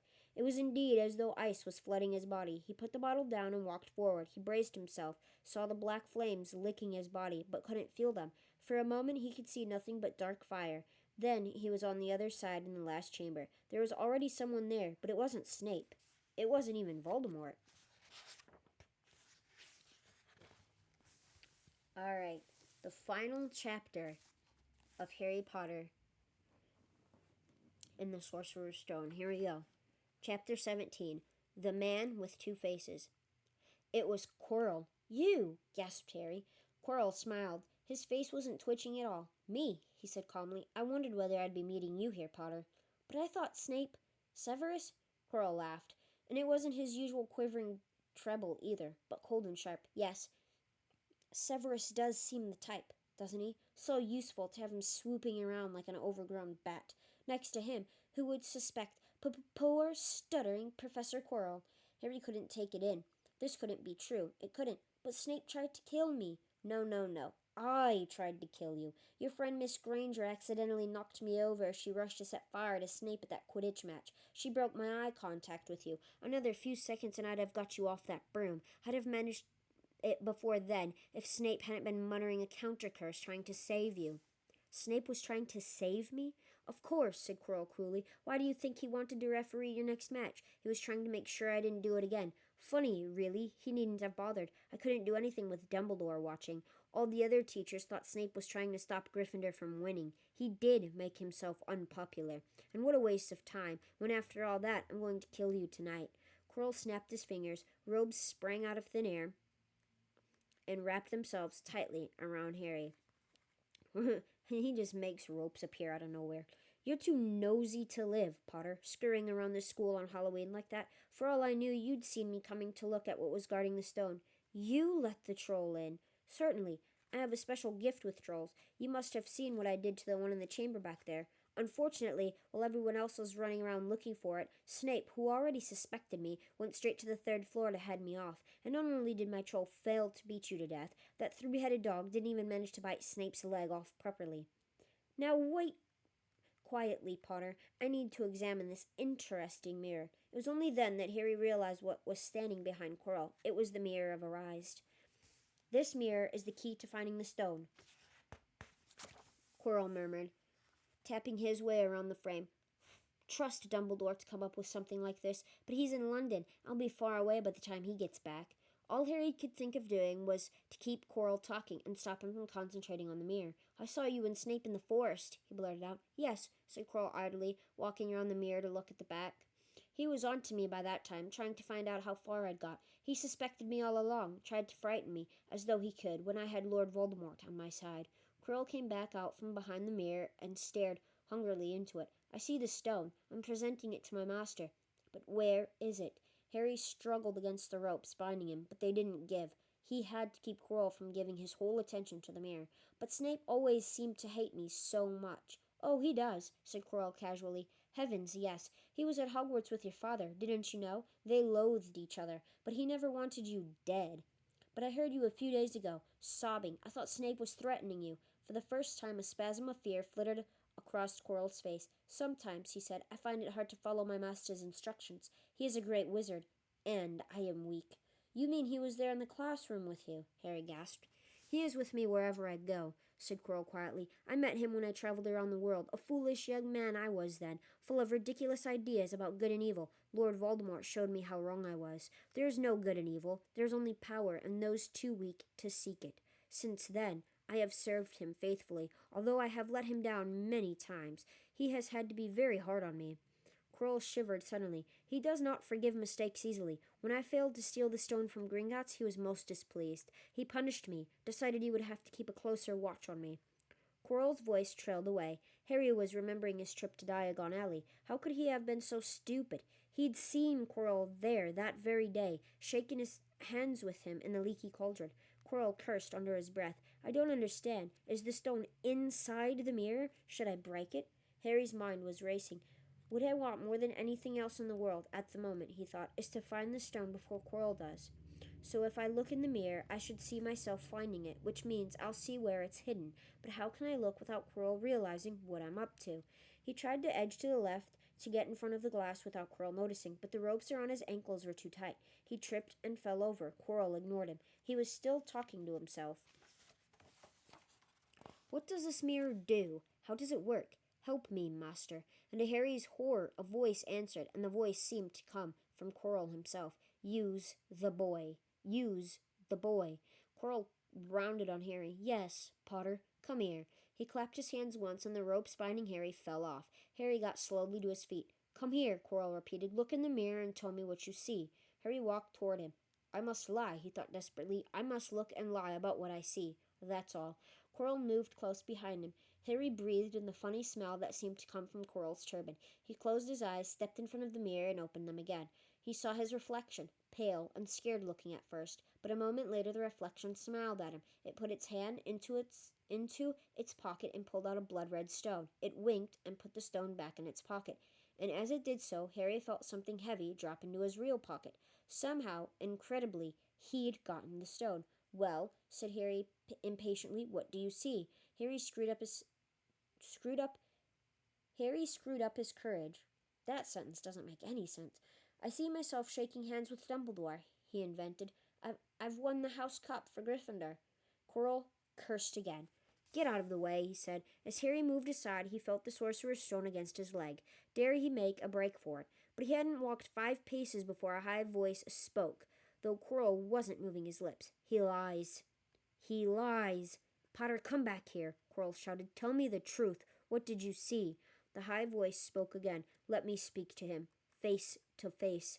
"Master, you are not strong enough." "I have strength enough for this." Harry felt as if Devil Snare was rooting him to the spot. He couldn't move a muscle. Petrified, he watched as Quirrell reached up and began to unwrap his turban. What was going on? The turban fell away. Quirrell's head looked strangely small without it. Then he turned slowly on the spot. Harry would have screamed, but he couldn't make a sound. Where there should have been a back to Quirrell's head, there was a face. The most terrible face Harry had ever seen. It was chalk white, with glaring red eyes, and slits for nostrils like a snake. "Harry Potter," it whispered. Harry tried to take a step backward, but his legs wouldn't move. "See what I have become," the face said. "Mere shadow and vapor. I have form only when I can share another's body. But there have always been those willing to let me into their hearts and minds. Unicorn blood has strengthened me these past weeks. You saw faithful Quirrell drinking it for me in the forest, and once I have the elixir of life, I will be able to create a body of my own. Now, why don't you give me that stone in your pocket?" So he knew. The feeling suddenly surged back into Harry's legs. He stumbled backward. "Don't be a fool," snarled the face. "Better save your own life and join me, or you'll meet the same end as your parents. They died begging me for mercy." "Liar!" Harry shouted suddenly. Quirrell was walking backward at him so that Voldemort could still see him. The evil face was now smiling. "How touching," it hissed. "I always value bravery. Yes, boy, your parents were brave. I killed your father first, and he put up a courageous fight. But your mother needn't have died. She was trying to protect you. Now give me the stone, unless you want her to have died in vain." "Never." Harry sprang toward the flame door, but Voldemort screamed, "Seize him!" And the next second, Harry felt Quirrell's hand close on his wrist. At once, a needle-sharp pain seared across Harry's scar. His head felt as though it was about to split in two. He yelled, struggling with all his might, and to his surprise, Quirrell let go of him, And in the movie, Quirrell didn't grab his wrist. Quirrell grabbed his neck, and he didn't let go. The pain in his head lessened. He looked around widely to see where Quirrell had gone and saw him hunched in pain looking at his fingers. They were blistering before his eyes. Okay, so that part is actually correct. When he lets go, he does have blisters on his hands from grabbing Harry. So that was correct. I thought he had just let go, just to let go. But no, that part is actually correct. He does let go in the movie because he has like blisters and boils all over his hands from grabbing Harry. But he does grab Harry's throat. He doesn't grab his wrist. That's what makes the book and the movie so different. At least part of it. Anyways, seize him, shrieked Voldemort again, and Quirrell lunged, knocking Harry clean off his feet. Landing on top of him, both hands around Harry's neck. Harry's scar was almost blinding him with pain, yet he could see Quirrell howling in agony. Master, I cannot hold him. My hands. And Quirrell, though pinning Harry to the ground with his knees, let go of his neck and stared, bewildered at his own palms. Harry could see they looked burned, raw, red, and shiny. Then kill him, fool, and be done, screeched Voldemort. Quirrell raised his hand to perform a deadly curse, but Harry, by instinct, reached up and grabbed Quirrell's face. Ah! Quirrell rolled off him, his face blistering too, and then Harry knew. Quirrell couldn't touch his bare skin, not without suffering terrible pain. His only chance was to keep hold of Quirrell, keep him in enough pain to stop him from doing a curse. Harry jumped to his feet, caught Quirrell by the arm, and hung on as tight as he could. Quirrell screamed and tried to throw Harry off. The pain in Harry's head was building. He couldn't see. He could only hear Quirrell's terrible shrieks and Voldemort's yells of "Kill him! Kill him!" and other voices, maybe in Harry's own head, crying, "Harry! Harry!" He felt Quirrell's arm wrenched from his grasp, knew all was lost, and fell into blackness, down, down, down. Something gold was glittering just above him, the snitch. He tried to catch it, but his arms were too heavy. He blinked. It wasn't the snitch at all. It was a pair of glasses. How strange. He blinked again. The smiling face of Albus Dumbledore swam into view above him. "Good afternoon, Harry," said Dumbledore. Harry stared at him. Then he remembered. "Sir, the stone. It was Quirrell. He's got the stone. Sir, quick. Calm yourself, dear boy. You are a little behind the times," said Dumbledore. "Quirrell does not have the stone." "Then who does?" "Sir, Harry, please relax, or Madame Pomfrey will have me thrown out." Harry swallowed and looked around him. He realized he must be in the hospital wing. He was lying in a bed with white linen sheets, and next to him was a table piled high with what looked like half the candy shop. "Tokens from your friends and admirers," said Dumbledore, beaming. "What happened down in the dungeons between you and Professor Quirrell is a complete secret. So, naturally, the whole school knows. I believe your friends, Misters Fred and George Weasley, were responsible for trying to send you a toilet seat. No doubt they thought it would amuse you. Madame Pomfrey, however, felt it might not be very hygienic and confiscated it. How long have I been in here?" 3 days. Mr. Ronald Weasley and Miss Granger will be most relieved you have come around. They have been extremely worried. But, sir, the stone. I see you are not to be distracted. Very well, the stone. Professor Quirrell did not manage to take it from you. I arrived in time to prevent that, although you were doing very well on your own, I must say. You got there? You got Hermione's owl? We must have crossed in midair. No sooner had I reached London than it became clear to me that the place I should be was the one I had just left. I arrived just in time to pull Quirrell off you." "It was you!" "I feared I might be too late. You nearly were. I couldn't have kept him off the stone much longer. Not the stone, boy. You. The effort involved nearly killed you. For one terrible moment there I was afraid it had. As for the stone, it has been destroyed." "Destroyed?" said Harry blankly. "But your friend, Nicholas Flamel." "Oh, you know about Nicholas," said Dumbledore, sounding quite delighted. "You did do the thing properly, didn't you? Well, Nicholas and I have had a little chat, and agreed it's all for the best." "But that means he and his wife will die, won't they? They have enough elixirs stored to set their affairs in order, and then, yes, they will die." Dumbledore smiled at the look of amazement on Harry's face. "To one as young as you, I'm sure it seems incredible, but to Nicholas and Prunella, it really is like going to bed after a very, very long day. After all, to the well-organized mind, death is but the next great adventure. You know, the stone was really not such a wonderful thing, as much money and life as you could want. The two things most human beings would choose above all. The trouble is, humans do have a knack of choosing precisely those things that are the worst for them." Harry lay there, lost for words. Dumbledore hummed a little and smiled at the ceiling. Sir, said Harry, I've been thinking. Sir, even if the stone's gone, you know who. Call him Voldemort, Harry. Always use the proper name for things. Fear of a name increases fear of the thing itself. Yes, sir. Well, Voldemort's going to try other ways of coming back, isn't he? He hasn't gone, has he? No, Harry, he has not. He is still out there somewhere, perhaps looking for another body to share. Not being truly alive, he cannot be killed. He left Quirrell to die. He shows just as little mercy to his followers as his enemies. Nevertheless, Harry, while you may only have delayed his return to power, it will merely take someone else who is prepared to fight what seems a losing battle next time. And if he is delayed again and again, why, he may never return to power. Harry nodded, but stopped quickly because it made his head hurt. Then he said, Sir, there are some other things I'd like to know, if you can tell me. Things I want to know the truth about. The truth, Dumbledore sighed. It is a beautiful and terrible thing, and should therefore be treated with great caution. However, I shall answer your questions unless I have a very good reason not to, in which case I beg you'll forgive me. I shall not, of course, lie.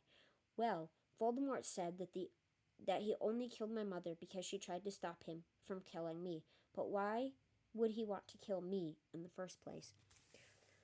Dumbledore sighed very deeply this time. Alas, the first thing you ask me, I cannot tell you. Not today. Not now. You will know one day. Put it from your mind for now, Harry. When you are older, I know you hate to hear this. When you are ready, you will know. And Harry knew it would be no good to argue. But why couldn't Quirrell touch me? Your mother died to save you. If there is one thing Voldemort cannot understand, it is love. He didn't realize that love, as powerful as your mother's, for you, leaves its own mark. Not a scar, no visible sign. To have been loved so deeply, even though the person who loved us is gone, will give us some protection forever. It is in your very skin. Quirrell, full of hatred, greed, and ambition, sharing his soul with Voldemort, could not touch you for this reason. It was agony to touch a person marked by something so good. Dumbledore now became very interested in a bird out on the windowsill, which gave Harry time to dry his eyes on the sheet. When he had found his voice again, Harry said, And the invisibility cloak. Do you know who sent it to me? Ah, your father happened to leave it in my possession, and I thought you might like it. Dumbledore's eyes twinkled. Useful things. Your father used it mainly for sneaking off to the kitchens to steal food when he was here. And there's something else. Fire away. Quirrell, said Snape. Professor Snape. Harry. Yes, him. Quirrell said he hates me because he hated my father. Is that true? Well, they did rather detest each other, not unlike yourself and Mr. Malfoy. And then your father did something Snape could never forgive. What? He saved his life. What? Yes, said Dumbledore dreamily. Funny, the way people's minds work, isn't it? Professor Snape couldn't bear being in your father's debt. I do believe he worked so hard to protect you this year because he felt that would make him and your father even. Then he could go back to hating your father's memory in peace. Harry tried to understand this, but it made his head pound, so he stopped. And, sir, there's one more thing. Just the one. How did I get this stone out of the mirror? Ah, now, I'm glad you asked me that. It was one of my more brilliant ideas, and between you and me, that's saying something. You see, only one who wanted to find the stone, find it, but not use it, would be able to get it. Otherwise, they just see themselves making gold or drinking elixir of life. My brain surprises even me sometimes. Now, enough questions. I suggest you make a start on these sweets. Ah, Bertie Bott's every flavor beans. I was unfortunate enough in my youth to come across a vomit-flavored one, and since then I'm afraid I've rather lost my liking for them. But I think I'll be safe with a nice toffee, don't you? He smiled and popped the golden brown bean into his mouth. Then he choked and said, Alas, earwax. Tasty. Let me eat some earwax while I'm at it. Ah, man. So, I guess we'll find out in the next book why Voldemort could not kill Harry. But then again, we might not find out until the end of the book. Or the end of the series of books. Why Voldemort could not kill Harry. Anyways, Madame Pomfrey, the nurse, was a nice woman, but very strict. Just 5 minutes? Harry pleaded. Absolutely not. You let Professor Dumbledore in. Well, of course. That was the headmaster. Quite different. You need rest. I am resting. Look, lying down and everything. Oh, go on, Madame Pomfrey. "Oh, very well," she said, "but 5 minutes only." And she let Ron and Hermione in. "Harry!" Hermione looked ready to fling her arms around him again, but Harry was glad she held herself Harry was glad she held herself in as his head was still very sore. "Oh, Harry, we were sure you were going to." Dumbledore was so worried. "The whole school's talking about it," said Ron. "What really happened?" It was one of those rare occasions when the true story is even more strange and exciting than the wild rumors. Harry told them everything: Quirrell, the mirror, the stone, and Voldemort. Ron and Hermione were a very good audience. They gasped in all the right places, and when Harry told them what was under Quirrell's turban, Hermione screamed out loud. "So the stone's gone," said Ron finally. "Flamel's just going to die."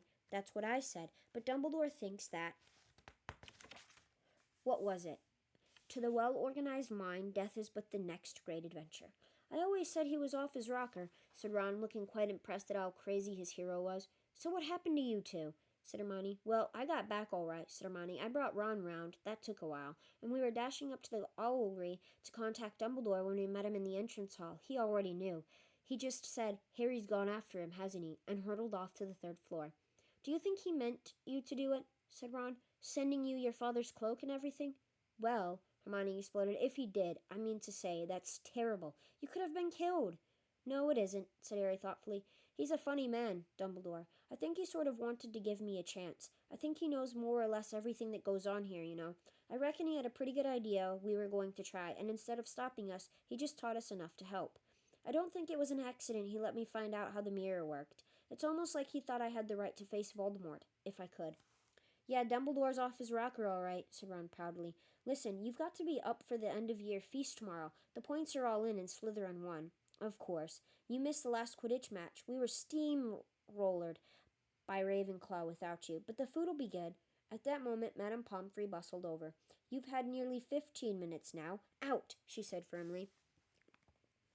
Damn, they were steamrolled. I wonder who they had play as Seeker, considering the fact that a few chapters ago, Harry couldn't pull out when Snape was refereeing because they didn't have a backup Seeker. Harry was the only one, so who did they get to play Seeker when they didn't have a backup? And no backup has ever been mentioned going forward into the book. Very curious. Very interesting. Very, very interesting. And curiosity. That's for sure. Very curious. After a good night's sleep, Harry felt nearly back to normal. "I want to go to the feast," he told Madame Pomfrey as she straightened his many candy boxes. "I can, can't I? Professor Dumbledore says you are to be allowed to go," she said sniffly, as though in her opinion Professor Dumbledore didn't realize how risky feasts could be. "And you have another visitor." "Oh, good," said Harry. "Who is it?" Hagrid sidled through the door as he spoke. As usual, when he was indoors, Hagrid looked too big to be allowed. He sat down next to Harry, took one look at him, and burst into tears. "It's all my ruddy fault," he sobbed, his face in his hands. "I told the evil Git how to get past Fluffy. I told him. It was the only thing he didn't know, and I told him. He could have died, all for a dragon egg. I'll never drink again. I should be chucked out and made to live as a muggle." "Hagrid," said Harry, shocked to see Hagrid shaking with grief and remorse, great tears leaking down into his beard. "Hagrid, he'd have found out somehow. This is Voldemort we're talking about. He'd have found out even if you hadn't told him." "You could have died," sobbed Hagrid. "And don't say the name. Voldemort," Harry bellowed, and Hagrid was so shocked he stopped crying. "I've met him, and I'm calling him by his name." "Please cheer up, Hagrid. We saved the stone. It's gone. You can't use it. Have a chocolate frog. I've got loads." Hagrid wiped his nose on the back of his hand and said, "That reminds me. I've got you a present." "It's not a stout sandwich, is it?" said Harry anxiously, and at last Hagrid gave a weak chuckle. "Nah, Dumbledore gave me the day off yesterday to fix it. Course, he should have sacked me instead. Anyway, got you this." It seemed to be a handsome leather-covered book. Harry opened it curiously. It was full of wizard photographs. Smiling and waving at him from every page were his mother and father. "Sent owls off to all your parents' old school friends, asking for photos. Knew you didn't have any. Do you like it?" Harry couldn't speak, but Hagrid understood.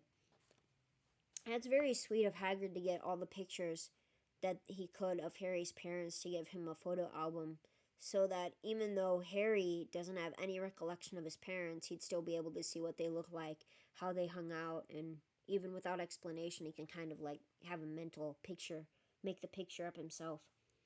Harry made his way down to the end-of-year feast alone that night. He had been held up by Madame Pomfrey's fussing about, insisting on giving him one last checkup, so the great hall was already full. It was decked out in the Slytherin colors of green and silver to celebrate Slytherin's winning the House Cup for the 7th year in a row.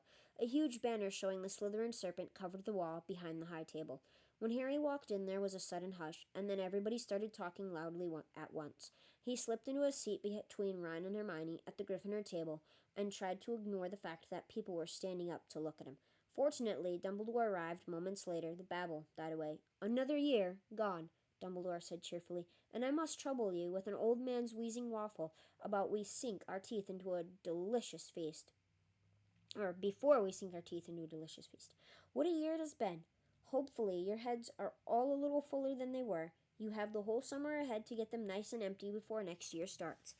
Now, as I understand it, the House Cup here needs awarding, and the points stand thus. In 4th place, Gryffindor, with 312 points. In 3rd, Hufflepuff, with 352. Ravenclaw has 426, and Slytherin, 472. A storm of cheering and stamping broke out from the Slytherin table. Harry could see Draco Malfoy banging his goblet on the table. It was a sickening sight. "Yes, yes, well done, Slytherin," said Dumbledore. "However, recent events must be taken into account." The room went very still. The Slytherin smiles faded a little. "Ahem," said Dumbledore. "Have a few last-minute points to dish out. Let me see. Yes. First, to Mr. Ronald Weasley." Ron went purple in the face. He looked like a radish with a bad sunburn. "For the best-played game of chess Hogwarts has seen in many years, I award Gryffindor House 50 points."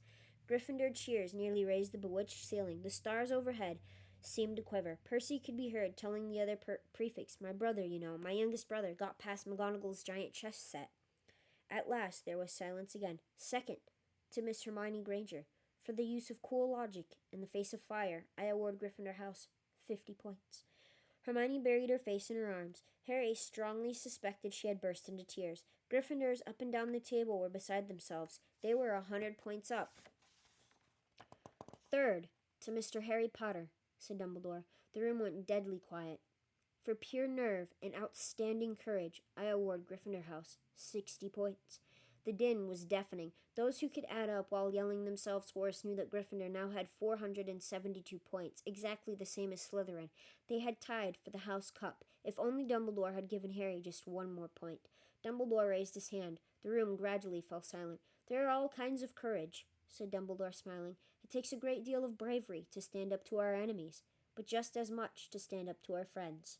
Therefore, I award 10 points to Mr. Neville Longbottom." Someone standing outside the Great Hall might well have thought some sort of explosion had taken place, so loud was the noise that erupted from the Gryffindor table. Harry, Ron, and Hermione stood up to yell and cheer as Neville, white with shock, disappeared under a pile of people hugging him. He had never won so much as a point for Gryffindor before. Harry, still cheering, nudged Ron in the ribs and pointed at Malfoy, who couldn't have looked more stunned and horrified if he'd just had the body-bind curse put on him. "Which means," Dumbledore called over the storm of applause, for even Ravenclaw and Hufflepuff were celebrating the downfall of Slytherin, "we need a little change of decoration." He clapped his hands. In an instant, the green hangings became scarlet, and the silver became gold. The huge Slytherin serpent vanished, and a towering Gryffindor lion took its place. Snape was shaking Professor McGonagall's hand with a horrible, forced smile. He caught Harry's eye, and Harry knew at once that Snape's feelings toward him hadn't changed one jot. This didn't worry Harry. It seemed as though life would be back to normal next year, or as normal as it ever was at Hogwarts. It was the best evening of Harry's life, better than winning at Quidditch, or Christmas, or knocking out mountain trolls. He would never, ever forget tonight. Harry had almost forgotten that the exam results were still to come, but come they did. To their great surprise, both he and Ron passed with good marks. Hermione, of course, had the best grades of the first years. Even Neville scraped through, his good herbology mark making up for his abysmal potions one.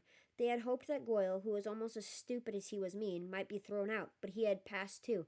It was a shame, but as Ron said, you couldn't have everything in life. And suddenly, their wardrobes were empty, their trunks were packed. Neville's toad was found lurking in a corner of the toilets. Notes were handed out to all students warning them not to use magic over the holidays. I always hope they'll forget to give us these, said Fred Weasley sadly. Hagrid was there to take them down to the fleet of boats that sailed across the lake. They were boarding the Hogwarts Express, talking and laughing as the countryside became greener and tidier, eating Bertie Bott's every flavor beans as they sped past Muggle towns, pulling off their wizard robes and putting on jackets and coats, pulling into platform 9 3/4 at King's Cross Station. It took quite a while for them all to get off the platform. A wizened old guard, wizened? Okay, wizened, I guess. Old guard was up to the ticket barrier, letting them go through the gate in 2s and 3s so they didn't attract attention by all bursting out of a solid wall at once and alarming the Muggles. You must come and stay this summer, said Ron. Both of you. I'll send you an owl. Thanks, said Harry. I'll need something to look forward to. People jostled them as they moved forward toward the gateway, back to the Muggle world. Some of them called. Bye, Harry. See you, Potter. Still famous, said Ron, grinning at him. Not where I'm going, I promise you, said Harry. He, Ron, and Hermione passed through the gateway together. There he is. Mom, there he is. Look, it was Ginny Weasley, Ron's younger sister, but she wasn't pointing at Ron. Harry Potter, she squealed. Look, Mom, I can see. Be quiet, Ginny, and it's rude to point. Mrs. Weasley smiled down at them. Busy year, she said. Very, said Harry. Thanks for the fudge and the sweater, Mrs. Weasley. Oh, it was nothing, dear. Ready, are you? It was Uncle Vernon, still purple-faced, still mustached, still looking furious at the nerve of Harry carrying an owl in a cage in a station full of ordinary people. Behind him stood Aunt Petunia and Dudley, looking terrified at the very sight of Harry. You must be Harry's family, said Mrs. Weasley. In a manner of speaking, said Uncle Vernon. Hurry up, boy. We haven't got all day. He walked away. Harry hung back for a last word with Ron and Hermione. See you over the summer, then. Hope you have a good holiday, said Hermione, looking uncertainly after Uncle Vernon, shocked that anyone could be so unpleasant. Oh, I will, said Harry, and they were surprised at the grin that was spreading over his face. They don't know we're not allowed to use magic at home. I'm going to have a lot of fun with Dudley this summer. And that is the end of Harry Potter and the Sorcerer's Stone. So we have finally finished it. That is book 1. If you guys enjoyed, make sure to like and subscribe to the channel. And if you would like me to continue reading the Harry Potter series, if you would like more of it, make sure to comment. Make sure to also comment your thoughts on the book, what you think about it, and if you like it or not. I hope you all enjoyed, and I will see everybody next week for the second book of Harry Potter. Much love, guys. Thanks for reading with me. Bye.